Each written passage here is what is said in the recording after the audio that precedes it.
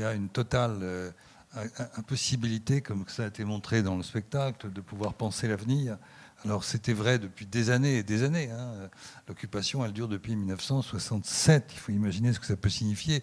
Mais il y a eu différentes phases et différentes périodes où peut-être que depuis une vingtaine d'années, c'est encore plus dur et plus fort comme occupation, plus violent, plus arbitraire, bien entendu. Donc c'est une société qui est complètement, comment dirais-je, dominée par une occupation qui vient s'insérer dans les moindres interstices de la vie intime, de la vie privée. Ça veut dire que vous ne pouvez pas avoir de projet, vous ne pouvez pas avoir une véritable éducation, vous ne pouvez pas travailler véritablement. Bref, tout est complètement contrôlé, limité, et tout peut arriver, comme c'est montré tout à l'heure. Il y avait deux ou trois moments très forts où tout d'un coup quelque chose survient. L'imprévisible est partout, quoi. Voilà. Et ça, c'est terrible, avec en plus l'impossibilité de sortir, ou du moins, si on sort, on ne revient plus, quoi. Ça. Et je ne parle pas de Gaza, je parle uniquement d'avant cette tragédie absolue dont on pourra peut-être, sur laquelle on pourra revenir. Voilà, donc et on pourrait ajouter que c'est dans ces conditions une société complètement disloquée. Mais ce qui est important aussi de dire, c'est que les Palestiniens ont une capacité de résilience extrêmement forte, quoi. Voilà, on pourrait longuement discuter, donc je m'arrête là, parce que sûrement Stéphanie a bien d'autres choses à dire. On va te laisser traduire.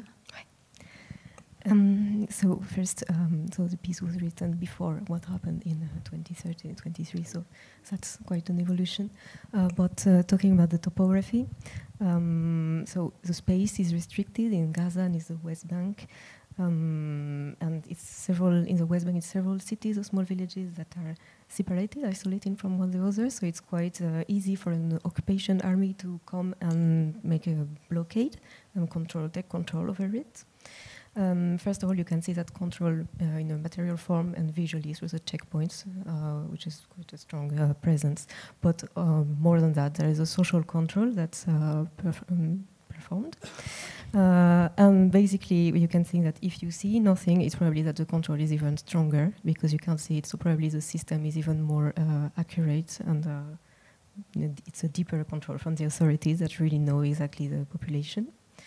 So as we can see in the piece, it's very difficult or even impossible to think of a future. It's an occupation that's been taken place since 1967 through several phases, and probably more intensely in the last 20 years, where the violence has increased a lot, and it's even always more arbitrary.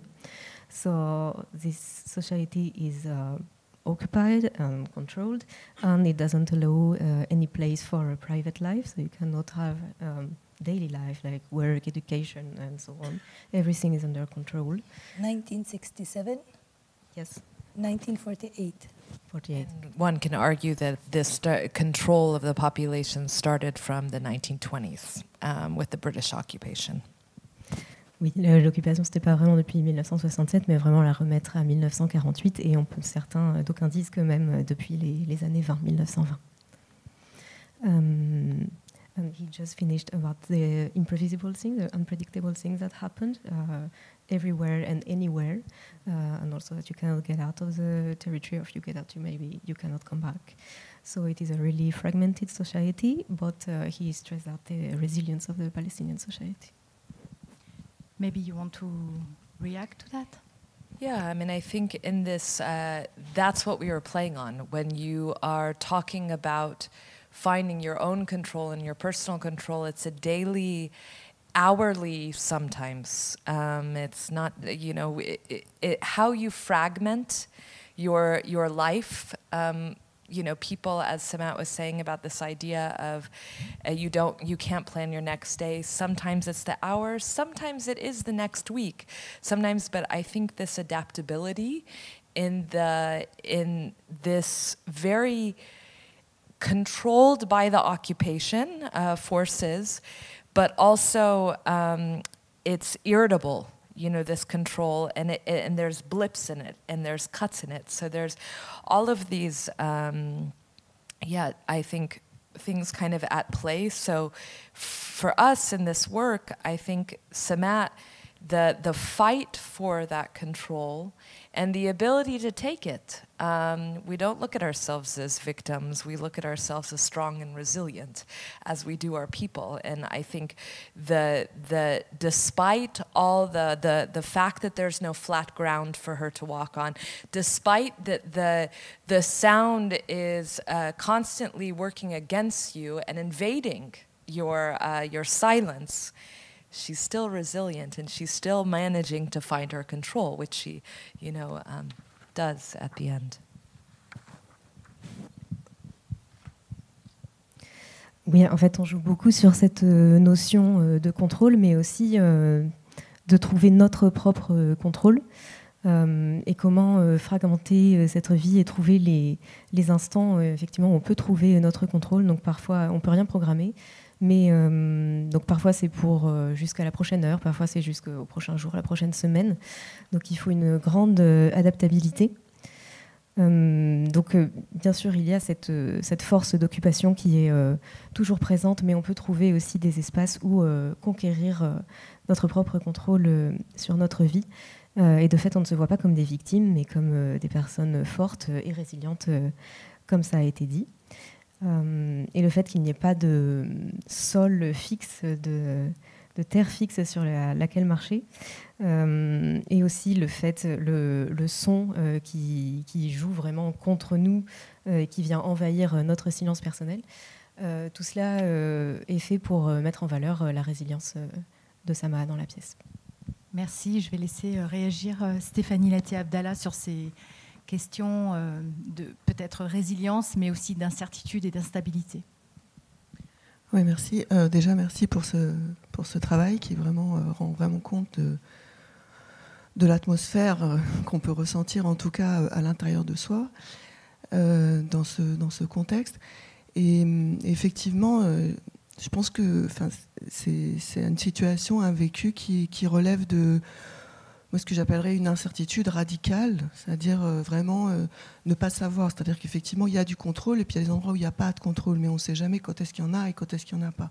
C'est-à-dire qu'est-ce qui est contrôlé, qu'est-ce qui ne l'est pas. Et je pense que ça, c'est le plus compliqué à évaluer, à permettre justement de trouver son chemin comme on le voit là. Mais cette pièce m'a aussi fait penser vraiment à la dimension de la suspension, parce que finalement, cette corde, enfin, c'est aussi une suspension. Et finalement, on est dans un espace où il y a une violence réelle, effective, mais il y a aussi une violence suspendue. C'est-à-dire que la possibilité que cette violence arrive à tout moment. Moi, j'ai beaucoup travaillé sur la question carcérale et je parle de détention suspendue. Parce qu'il y a des incarcérations massives qui ont cours, et particulièrement là, depuis la guerre à Gaza, mais aussi précédemment, puisqu'on sait que 40% des hommes passent par la détention, sont passés par la détention depuis 1967, mais en même temps, il y a aussi toute la possibilité qui est encore supérieure d'être arrêté. Parce que tous les partis politiques, toutes les ONG sont considérées comme illégales, et donc vous pouvez être arrêté au nom de cette appartenance notamment. Et je pense qu'on ressent aussi cette suspension, et ce que ça peut générer comme inquiétude, mais ce qui n'empêche pas les actes, les chemins et les prises de position et les biographies et les existences, enfin, mais qui sont dans des conditions particulières. Et cette question du futur, de la planification, je trouve qu'elle est intéressante. Elle est intéressante et elle est très présente dans le sens où on connaît le lien entre, dans les travaux scientifiques, on a établi des liens entre futurité et colonialisme, notamment, dans la manière dont aussi le colonialisme agit en projetant des futurités contraintes ou des futurités coloniales, et tout l'enjeu est d'arriver de faire valoir d'autres futurs en fait dans cet espace.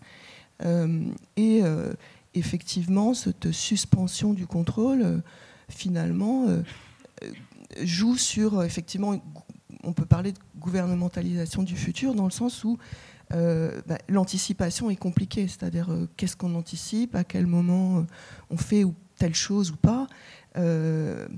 Et aujourd'hui, on le voit de manière encore plus criante, dans la mesure où tout ce qui est projeté, par exemple, pour l'avenir de la bande de Gaza et plus largement de la Palestine, c'est l'annexion totale de la Cisjordanie, c'est Trump qui veut faire une sorte de Singapour, c'est Gaza 2035 de Netanyahou. Donc c'est des projections sans les Palestiniens, en fait. Et donc ces projections dystopiques, ça agit aussi sur la manière dont on peut se projeter dans un avenir et dont on peut faire des choix, notamment pour les Gazaouis, rester, reconstruire une maison, etc.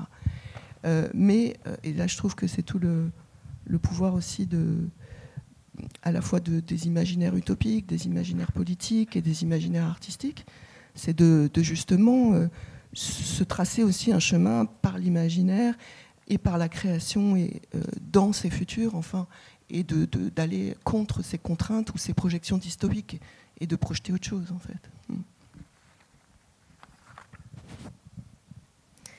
First of all, thank you very much for the piece.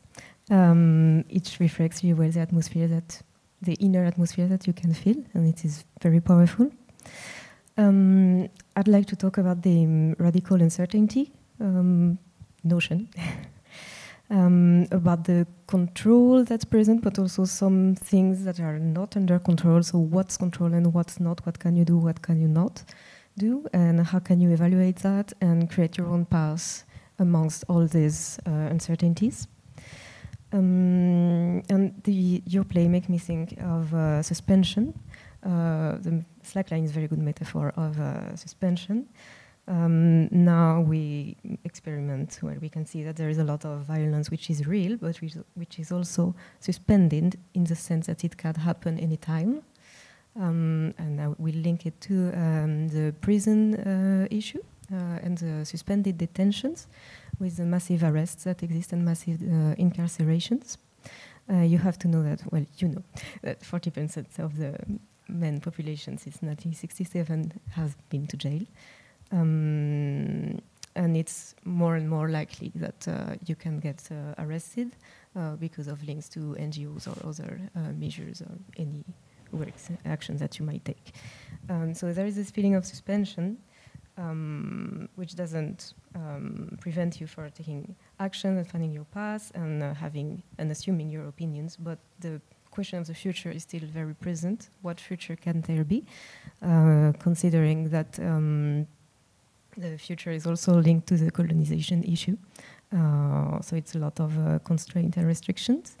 But it's very important to find other futures because there is some governmentalization of the future. So it's really hard to anticipate anything and to create another future, especially now in Gaza or in Palestine more widely, with when we talk about annexion of the West Bank and Donald Trump wanting to do some Singapore thing or the Gaza 2035 plan. So none of these plans include Palestinians. So it's dystopia, and how can you choose your own path in this, maybe choosing to reconstruct or anything. So that's where the power of imagination is really important. And might it be political imagination or artistic imagination to create your path for a new future and going against this dystopia. So do you consider art and this performance, dance, as imagine another future, or how do you see this issue of future in your own perspective and engagement? Est-ce que vous voyez bien cette pièce comme une manière d'aller à l'encontre des dystopies et d'imaginer un autre futur? Pardon, j'ai fait les choses à l'envers. Sorry.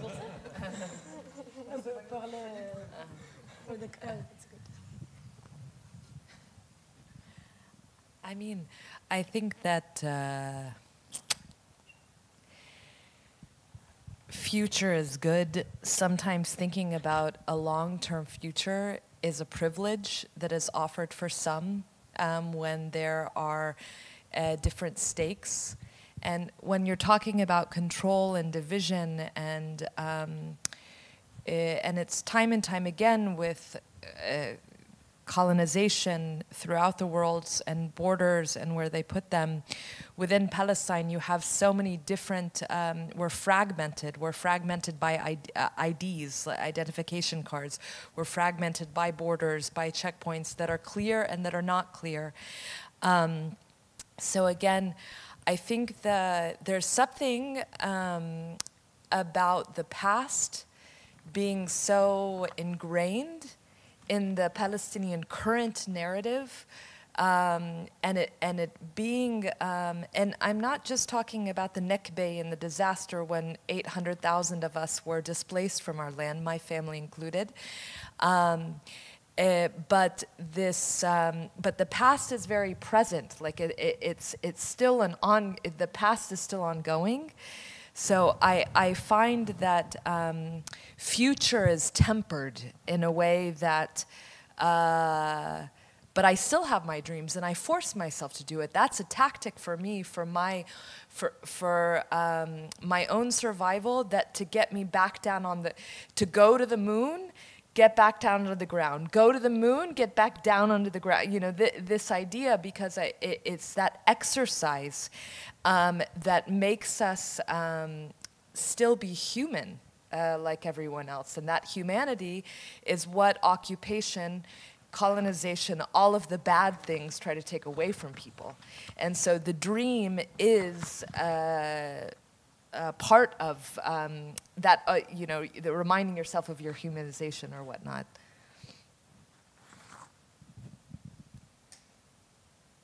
Oui, je pense donc, au futur, mais je pense que le futur sur le long terme est un privilège. On mentionnait les questions de contrôle, de division, de fragmentation.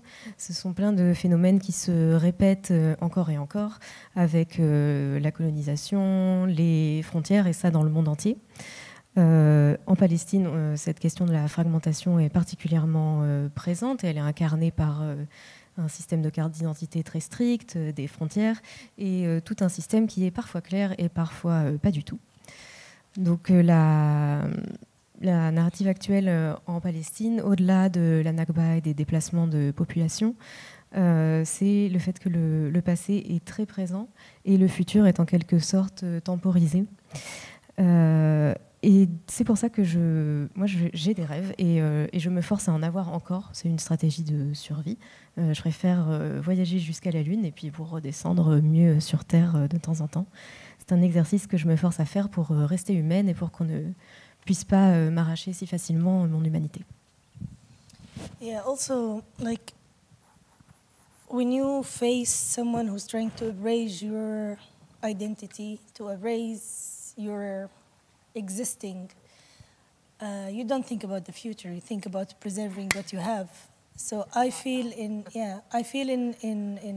our work, or like I would speak about like what is next. Like, okay, we did this in 2021. We had the war last year, and okay, everyone stopped. We have a freeze of like, it's not time for art. Like something is bigger than us is happening. It was hard to think about like doing art. And now, like everyone else, you gather yourself and you say, no, I cannot go down and surrender to depression and like to cancel myself. I have to do something. So you start to think about, what can I do with my art?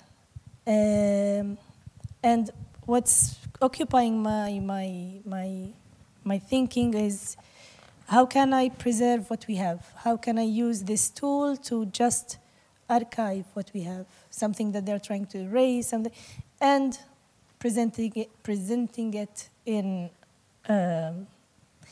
everywhere as a statement of, like what we do with losing it. For me,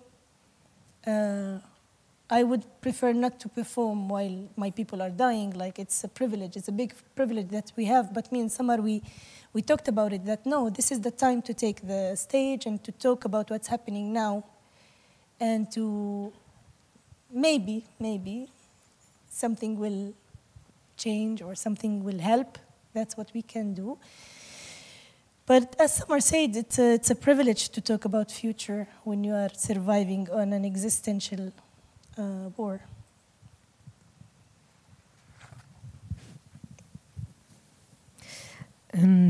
C'est difficile de parler du futur quand on essaye d'effacer votre identité et votre existence. On préfère plutôt essayer de préserver ce qu'on a maintenant. Et la question, c'est toujours et maintenant, et ensuite. Donc oui, cette pièce a bien été créée en 2021, et ensuite, à partir de 2023, beaucoup de choses ont changé, tout a été un peu gelé, et on se demandait est-ce que c'est bien le moment de faire de l'art. Tout semblait bloqué, et c'était difficile de penser et de transformer ces pensées en art. Mais ça nous a paru nécessaire de nous rassembler, de discuter pour ne pas capituler, mais au contraire pour agir. Et donc comment agir à travers l'art? Moi, je me suis dit que je préférais essayer de préserver ce qu'on avait face à ce qu'on essayait de nous retirer et d'effacer. Donc voilà, c'est le but de présenter une sorte de déclaration au monde. Et comme le rappelait Samar, donc c'est un privilège de pouvoir jouer cette pièce pendant que les Palestiniens meurent en Palestine. Mais c'est aussi important de le faire maintenant. Et peut-être qu'à travers cela, peut-être qu'il y aura un changement ou quelque chose qui sera amélioré. Voilà, donc c'est parler du futur, se projeter sur le futur, c'est un privilège, mais c'est aussi une stratégie de survie. Oui, je crois que quand on évoque ces notions d'incertitude, de suspension, de contrôle, de fragmentation, on touche effectivement au cœur de ces sociétés, de Gaza, de Cisjordanie, de Jérusalem-Est, qu'il ne faut jamais oublier. Ça représente environ 5,5 millions de personnes. Mais l'erreur serait de penser que c'est une situation, comment dirais-je, comme dans un statu quo, comme si les choses étaient comme ça sans évoluer. Or, ce n'est pas le cas du tout. Il y a une forme de radicalisation qui s'est mise en œuvre depuis des années, je dirais au moins 25 ans, et les choses empirent. Et on passe, et en particulier depuis octobre 2023, mais c'était déjà le cas avant, on passe à autre chose, à une dynamique assez mortifère. Et il reste toujours les notions qu'on vient d'évoquer, d'incertitude, de contrôle, de fragmentation, bien sûr, mais il y a d'autres mots qu'il faut rajouter à ça. Et ces mots, c'est l'expulsion. C'est-à-dire qu'on peut être à tout moment expulsé de chez soi, et expulsé définitivement de chez soi. On peut l'être individuellement, on peut l'être collectivement. Et lorsqu'il y a eu une expulsion d'une maison, de plusieurs maisons, d'un quartier, eh bien, les populations, le deuxième mot qu'il faut avoir à l'esprit, c'est la déportation. On parle dans la presse, vous avez remarqué, de déplacement des populations. Mais c'est tout à fait erroné, c'est un rideau de fumée. Ce n'est pas des déplacements, ce sont des déportations qui sont absolument contraires au droit international. C'est des transferts forcés de population. Or, ça se fait à Gaza dans des conditions épouvantables. Et ça continue, et ça va continuer malheureusement, mais ça se fait aussi en Cisjordanie. Et puis il y a un troisième mot qu'il faut avoir la lucidité de voir telles qu'elles sont, ce sont des assassinats. Il y a eu, alors je pense à Gaza où il y a eu 50 000 morts, mais en fait il y en a beaucoup plus, des bombardements de civils sur des civils, mais il y a beaucoup plus de morts que ça, ne serait-ce qu'en prenant en compte les gens qui ont été ensevelis dans les maisons. Et puis si on prend la Cisjordanie, c'est un terrain que je connais très bien, pour y avoir été 1000 fois, c'est toujours difficile de passer ici ou là, même quand on est étranger. Mais aujourd'hui, et depuis déjà un bon moment, c'est pas simplement difficile, ça peut être mortel, sans doute moins pour un occidental, mais encore j'en sais rien, parce que je ne suis pas retourné de ces derniers temps, mais pour un Palestinien, une manifestation même très banale, d'un refus banal, peut se solder par la mort, par un assassinat. Donc il faut bien avoir ça à l'esprit. C'est un monde maintenant d'une violence inouïe, dont nous, en Occident, en France, on peut essayer d'imaginer ce que c'est, mais on n'y arrivera jamais, parce que si on n'a pas vu concrètement, on ne s'en rend pas compte. Et là, nous en sommes là. Et je crains, et je termine là-dessus, je crains que tout ce que je viens d'évoquer avec ces trois mots d'expulsion, de déportation et d'assassinat, je pèse mes mots, je crains que dans les temps qui viennent, cela s'accentue encore. En espérant bien sûr que je me trompe.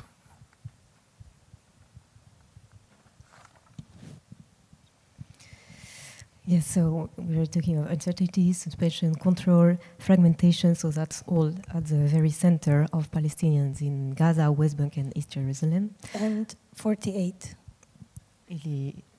which is Israel also.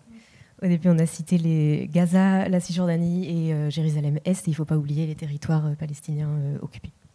Bien sûr, pour moi, ce sont des territoires. C'est tout. C'est pas juste en Cisjordanie, en Jérusalem, en C'est Gaza, mais c'est aussi territories. pour les 2 millions de Palestiniens qui habitent dans Israël.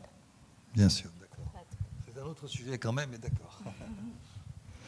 So he was saying that the mistake is to think that everything is like it is without evolving, but in maybe the last 25 years or more, it has been radicalization happening more and more, and especially more since October 23, and it's in a more and more lethal dynamic.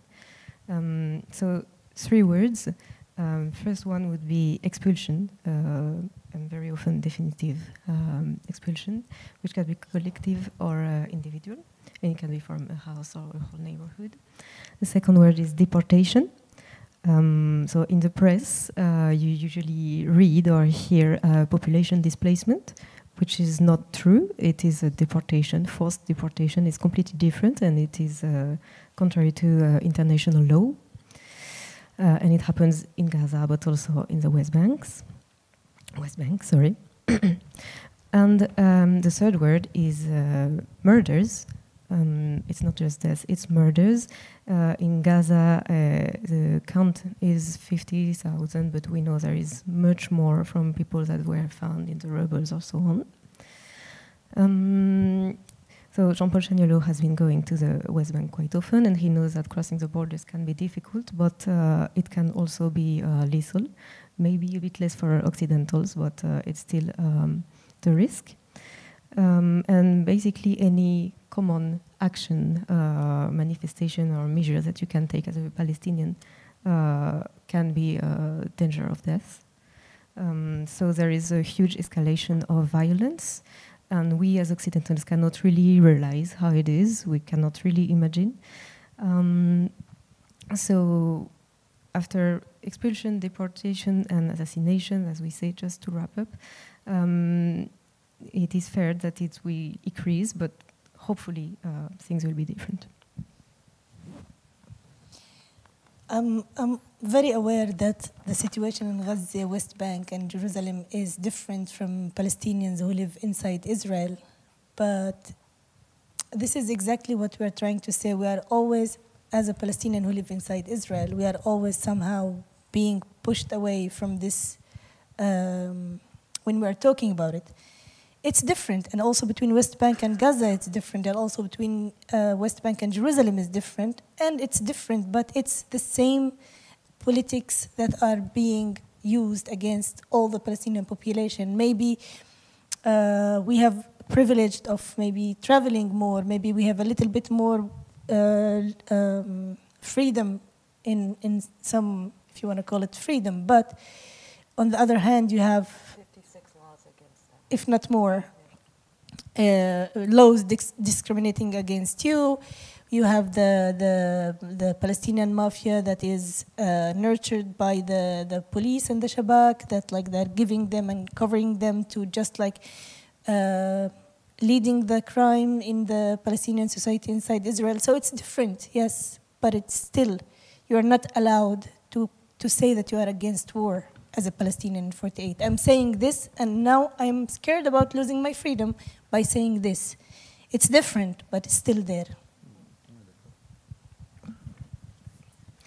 Oui, juste pour rappeler, les territoires palestiniens occupés sont souvent les grands oubliés de la question. Donc il y a effectivement la Cisjordanie, Jérusalem-Est, Gaza, mais aussi donc les territoires palestiniens qui ont été occupés en 1948 par Israël, dont Sama vient. Donc oui, effectivement, la situation est différente, mais elle est aussi différente entre Gaza et la Cisjordanie. Au final, c'est une question qui concerne tous les Palestiniens. La même politique est appliquée à tout le monde. Donc on a certes quelques privilèges, peut-être plus de liberté de déplacement, mais il y a aussi 56 lois de discrimination contre la population des territoires palestiniens occupés. Et on n'a pas le droit de dire qu'on est contre la guerre ou quoi que ce soit d'autre. Donc la situation est différente, mais ça reste très difficile aussi. Et maintenant, Sama elle-même a peur pour sa propre situation. Can I just jump in that there's another group that's also occupied that are the Syrians in Jenin? I'm married to one. So they're also stateless. Shout out to them. And also under severe occupation. Their lands have been stolen. Their water is stolen on a daily basis. Their settlers don't look like the West Bank settlers, but they're just as vicious and racist. So, fourth group. Et on voudrait rajouter aussi toutes les personnes qui viennent d'autres origines, par exemple la Syrie, mais aussi bien d'autres, à qui on a volé leur État. Comment ? Le Golan. Et le Golan, entre autres exemples. Donc qui ont été occupés, on leur a volé leurs terres, leur eau, etc. Il y a aussi un processus de colonisation qui s'accompagne de racisme et de discrimination. Oui, en fait, à partir du moment où le mot colonialisme de peuplement est revenu comme une manière de lire la situation en Israël-Palestine, je dis ça parce que juste après, pour le coup, dans les années 60, c'était un mot qui était employé au début de l'occupation, pour le coup, de Gaza et de la Cisjordanie. Le mot colonialisme de peuplement était employé, et puis ensuite, avec Oslo, les accords dits de paix dans les années 90, cette notion de colonialisme de peuplement, donc qui est une structure et donc qui commence bien avant et qui inclut tous les espaces, a été abandonnée parce que Oslo a donné un peu la fiction qu'il y avait deux entités à peu près égales et qui allaient faire un règlement de paix, et d'ailleurs un règlement de paix qui n'incluait pas ces autres espaces.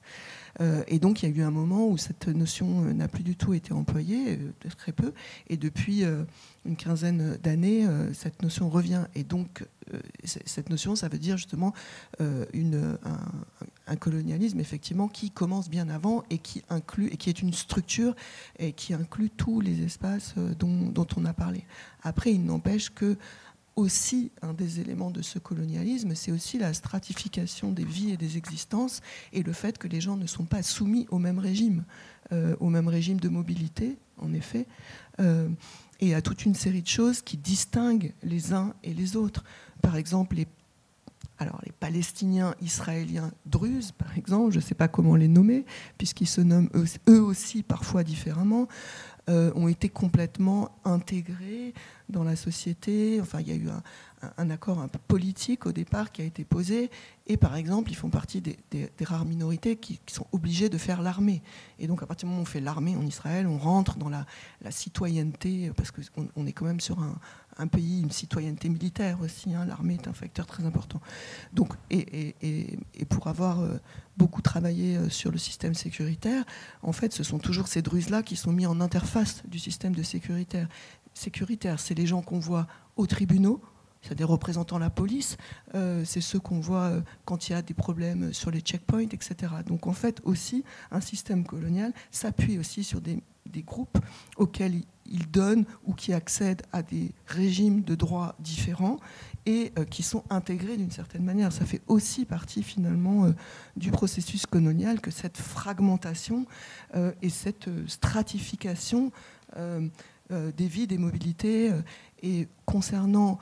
Donc il y a évidemment tous ces groupes, mais même ça va même plus loin que ça, parce que par exemple en Cisjordanie notamment, et pas seulement, on peut considérer que chaque personne va porter quasiment sa propre frontière et avoir sa propre capacité de mobilité selon un certain nombre de critères. Votre famille, si vous êtes engagé politiquement, si vous êtes un homme, si vous êtes une femme, etc. Donc ça va gouverner si vous allez être arrêté ou pas, et ça va gouverner votre possibilité de vous déplacer, votre possibilité de mobilité, votre accès à telle ou telle chose. Donc on voit que la stratification, elle est assez profonde et elle va très loin. Et en effet, les Palestiniens d'Israël ou de 48, là par exemple depuis la guerre à Gaza, il y a une vraie... Enfin, il y a eu beaucoup d'arrestations pour juste exprimer une solidarité avec les Gazaouis. Donc, effectivement, il y a aussi cette répression qui est différente, qui a des intensités différentes, mais qui concerne tout le monde.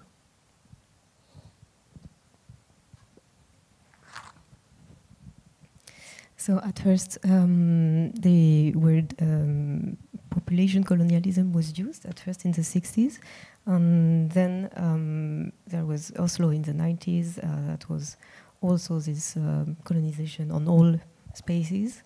But well, Oslo was, as you might know, probably know, a fiction, as if there were two equal entities willing for peace.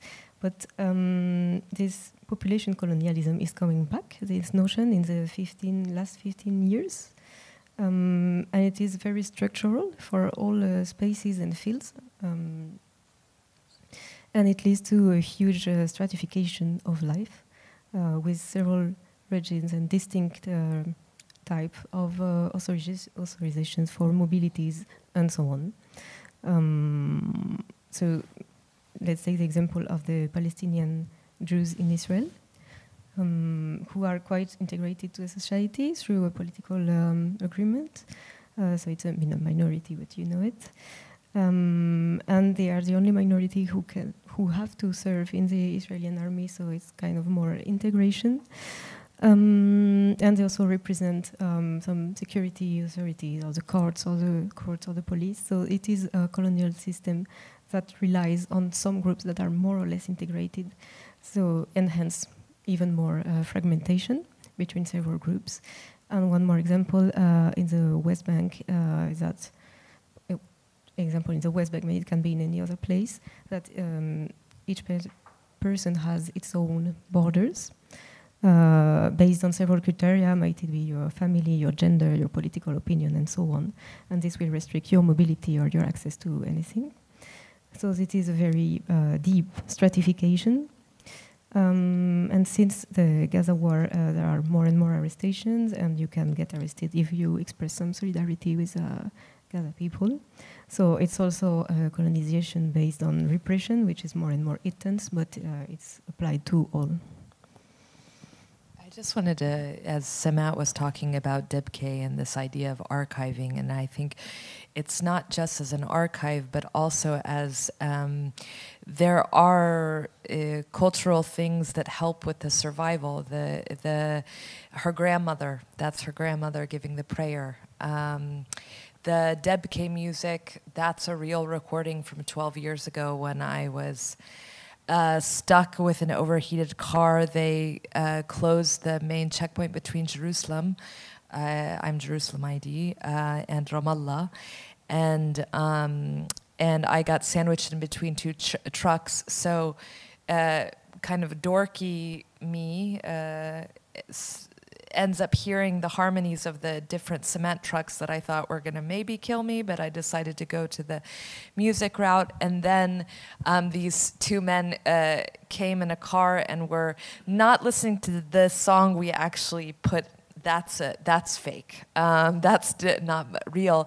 But the real song was because a Palestinian from Gaza had just won Arab Idol, which was the singing competition for the Arab world. That was a moment for us, that the first ever, and a Palestinian won. So how this idea of the tradition, whether it's cultural, whether it's religious, is something that helps give us strength throughout all of this, as we're talking about the fragmentation and the erasure, and the erasure through murder, as you mentioned, and also the erasure of Samat and I this week. We in New York, one of our Palestinian artists was giving a workshop for Debke. For 8 years, we've given at the largest public high school in New York City, one of the largest, but in the largest Arab and Palestinian neighborhood in New York City. And because of one student whose brother was serving in the IDF, and she got upset that a Palestinian was there, we were kicked out. 8 years, and he taught contemporary dance. He didn't even get to the Debke. Then we were asked to come back and said, okay, everything's fine, you can come back, but you can't bring your Palestinian things. So if you're gonna do Debke, you can't do it, you can only do contemporary dance. So this idea of erasure is happening on all fronts. It's not, and this kind of death is real. And it's something that, again, through this archiving and through this preservation of the symbols that are a part of our daily life, it's another form of resistance. Yeah, it's the folk dance that Samat was doing, and the music is the music that it's a dance and music.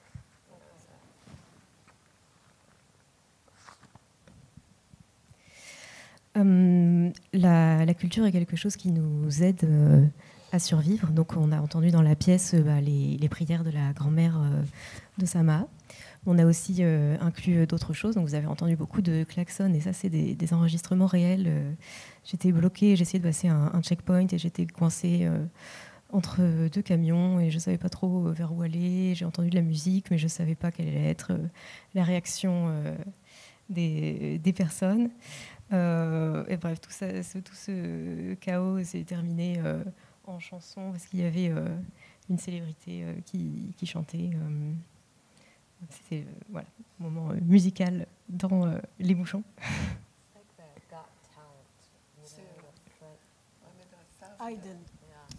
C'est Mohamed Assaf. Mohamed Assaf. Ouais, il a gagné comme incroyable talent. Arab Idol, quoi, le The Voice arabe, quoi. Voilà. The Voice, voilà. Un jeune Gazaoui. Et puis il y a eu un film qui a été fait, vous l'avez peut-être vu, de Hani Abou Assad, sur la trajectoire de ce Mohamed Assaf qui a gagné le Arab Idol. Et donc, effectivement, nos traditions, qu'elles soient culturelles ou religieuses, nous aident beaucoup et nous donnent de la force pour lutter contre cette fragmentation et contre cet effacement qui peut passer donc, par l'assassinat, comme on l'a mentionné, mais aussi par d'autres choses. Il y a plusieurs années, on était à New York et on devait donner un atelier avec des artistes palestiniens de Debke, qui est donc une danse et musique que vous avez vu aussi dans la pièce. Et ça devait avoir lieu dans l'un des plus grands quartiers arabes et palestiniens de New York. Et il y a un des étudiants qui n'a pas accepté parce qu'il y avait des Palestiniens. On a été mis à la porte. Et quelques années plus tard, les choses ont un peu changé. On a pu revenir, mais sous la condition qu'on fasse uniquement de la danse contemporaine et pas des danses traditionnelles palestiniennes. Donc pour conclure, la préservation de nos symboles culturels, religieux ou autres sont aussi une forme de résistance. Merci. Alors je crois qu'il reste assez peu de temps. Du coup, je me tourne vers le public pour savoir si vous avez des questions ou des réactions par rapport à ce qui vient d'être dit, par rapport au spectacle et à la richesse des sons, des mouvements, de l'utilisation de la sangle. Oui, et je crois qu'il faut un micro. Et il reste vraiment très peu de temps, alors si on pouvait faire des réponses très très très courtes. Je suis désolée. Vous aviez dit que Gaza était... on voulait s'approprier Gaza pour des fins... pour pour faire autre chose de ce qui est déjà là-bas, mais pourquoi cet acharnement et pourquoi s'en prendre à ce peuple en particulier, quoi. La réponse est peut-être pour tout le monde, mais très rapidement, ça va être compliqué. Against Palestine over and over again. Bah, le pourquoi est un petit peu compliqué, mais en tout cas, voilà, c'est un processus effectivement qui, on dirait, qui est poussé aujourd'hui à son paroxysme, avec cette idée effectivement de. En fait, il faut quand même savoir que déjà en 1948, il y a presque 1 million de personnes qui ont été évincées. On dit toujours 750 000, mais bon, moi j'ai travaillé sur les archives de l'humanitaire à l'époque. On a 940 000 personnes qui ont été évincées déjà en 1948, au moment de la création de l'État d'Israël. Et voilà, aujourd'hui, c'est un processus de transfert qui continue et qui veut aboutir un peu à son terme. Donc pourquoi ce peuple-là ? Eh bien parce que, en tout cas, ceux qui se revendiquent du sionisme ont décidé qu'un titre de propriété pouvait être la Bible, en fait. Hein. Et donc après, il y a toute une série de constructions qui ont été faites là-dessus et dont on a démontré qu'elles étaient pour une grande partie fausses, notamment cette idée d'une diaspora. Il y a un très grand historien israélien, pour le coup, qui s'appelle Shlomo Sand, qui a bien montré comment, finalement, cette idée d'un départ de cette terre et d'une diaspora était fausse, et qu'en fait, c'était les communautés juives étaient dans le monde, etc. Donc cette idée d'un retour sur cette terre, déjà, est une idée qui est construite. Donc c'est un des éléments, mais franchement, je pense qu'on ne va pas pouvoir raconter tout ça maintenant. Non, je crois que juste peut-être en quelques mots, tout à l'heure, à plusieurs reprises, vous m'avez dit 1948, quand je parlais de 67, et je crois que c'est très important de voir les séquences. Et en fait, comme vient de le dire Stéphanie, en 1948, lors de la création de l'État d'Israël, il y avait donc des Palestiniens, évidemment, sur ce territoire. Ils étaient très largement majoritaires. Et il n'est resté sur disons 1 million, alors on va discuter des chiffres, mais disons... Mais les chiffres, moi j'ai travaillé sur les archives humanitaires, c'est 940 000. Ce que je veux dire, c'est qu'il y avait, alors combien il y avait 1,2 million, 1,3 million, 1,2 million ou 300 000 Palestiniens sur le territoire qui devient l'État d'Israël. Et donc, il n'en reste plus en quelques mois que 150 000. Et tous les autres ont été expulsés. Et ça, c'est quelque chose de fondamental. Et les 150 000 qui sont restés sont devenus, donc, dans des conditions très particulières, des citoyens d'Israël, mais des citoyens de seconde zone, comme ça a été évoqué tout à l'heure. Et ces citoyens représentent aujourd'hui 2 200 000 habitants sur une population en Israël de l'ordre de 9 500 000. C'est-à-dire qu'en gros, ils sont 20% aujourd'hui dans l'État d'Israël. Et ces citoyens, c'est dont vous parlez quand vous êtes à Haïfa, ça veut dire que vous en faites partie, puisque Haïfa est en Israël. Et donc on a cette partie-là dont on n'a pas beaucoup discuté. Et puis les autres, à Gaza, en Cisjordanie et à Jérusalem-Est, ce sont donc des Palestiniens qui se retrouvent sous occupation depuis la guerre de 1967. Et c'est ça qu'il faut rappeler. Mais c'est un peuple palestinien, donc il y a... et si on fait juste un chiffre qui est important en termes démographiques, sur l'ensemble de la Palestine aujourd'hui, on peut dire globalement, à quelques dizaines de milliers près, il y a 7 millions de juifs israéliens et il y a 7 millions de Palestiniens, en comptant à la fois les Palestiniens d'Israël, ceux de Gaza, de Cisjordanie. Donc on a une sorte d'équilibre démographique et que donc chacun... voilà, il ne faut jamais oublier que cette dimension-là, elle est fondamentale pour la suite, quoi. Et ce qui se passe en ce moment, je termine là-dessus, ce qui se passe en ce moment, ce que je crains beaucoup, c'est qu'il y ait des volontés d'expulsion, de déportation, précisément en raison de ces questions démographiques. Ça se passe à Gaza, et avec en plus probablement l'appui de Trump, mais ça se passe aussi en Cisjordanie. Il y a quelques semaines, on a expulsé 40 000 personnes de camps de réfugiés de Tulkarem, de Jénine, de Nour Shams, et ces 40 000 personnes, je ne sais pas ce qu'ils sont devenus. Ils sont quelque part en errance en Cisjordanie et pourraient être expulsés quelque part en Jordanie. Bon, on n'a pas le temps d'évoquer tout ça, mais voilà la situation. Donc c'est une situation qui aujourd'hui est d'une extrême gravité, parce que je crois que, même si ça m'embête de parler comme ça, aujourd'hui, il n'y a plus de limite. Tout est possible, même le pire. C'est pas une conclusion très agréable, mais il faut garder les choses en face. Can I say just one thing about her question? Why? It's very, like, for me, everyone's saying it's very complicated. For us, it's so not complicated. It's the UK, the US wanted to keep control, and they gave our land to someone else who was getting money out of selling weapons by experimenting their weapons on our people. So all is this happening because there are rich, mainly white people, who are gaining a lot of money out of everything happening in this world.